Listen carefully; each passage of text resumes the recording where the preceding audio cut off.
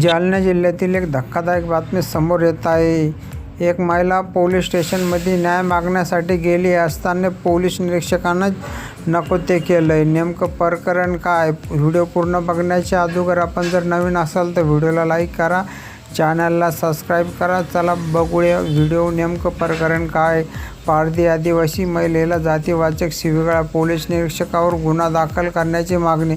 वंचित बहुजन आघाडी आक्रमक। जालना जिल्ह्यातील पुणेगाव येथे पारधी आदिवासी समाजातील महिला सोनाली चव्हाण यांना झालेल्या मारहाण प्रकरणी न्याय मागण्यासाठी पोलीस ठाण्यात गेलेल्या पीडित महिलाला पोलीस निरीक्षकाकडून अपमानास्पद वागणूक मिळाल्याचा गंभीर प्रकार उघडकीस आला आहे। या घटनेच्या निषेधार्थ वंचित बहुजन आघाडी व फाशी पारधी आदिवासी संघटनेच्या वतीने जिल्हाधिकारी कार्यालयासमोर धरणे आंदोलन करण्यात आले।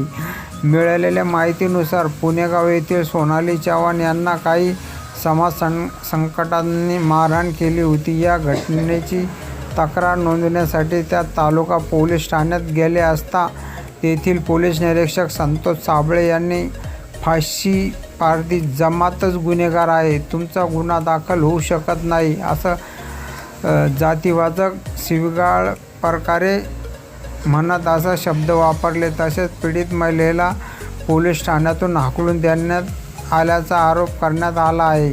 या प्रकरणामुळे संतप्त झालेल्या वंचित बहुजन आघाडी पदाधिकाऱ्यांनी पोलीस उप अधीक्षक अनंत कुलकर्णी यांची भेट घेऊन संपूर्ण प्रकाराची माहिती दिली। यावेळी मारहाण करणाऱ्या आरोपीसह कर्तव्यावर कसूर जातीवाचक भाषा वापरणाऱ्या पोलीस निरीक्षक संतोष साबळे यांच्यावर SC/ST अत्याचार प्रतिबंधक कायद्यानुसार तात्काळ कठोर गुन्हा दाखल करण्याची मागणी करण्यात आली। माध्यमांशी बोलताना वंचित बहुजन आघाडी मराठवाडा उपाध्यक्ष दिलीप डोके म्हणाले, पोलीस हे नागरिकांचे रक्षक असतात, मात्र रक्षणकर्त्याकडूनच जर जातीवाचक भेदभाव होत असेल तर सामान्य नागरिकांनी न्यायासाठी कोणाकडे जायचे?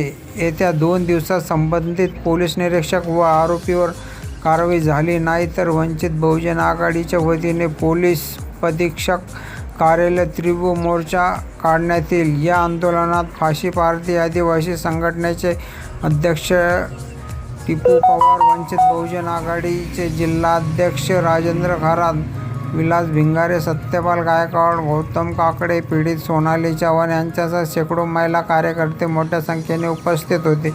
या व्हिडिओबद्दल महाराष्ट्रामध्ये दलित, फाशी पारधी, OBC यांच्यावर अत्याचार, ह्या व्हिडिओबद्दल आपलं मत काय?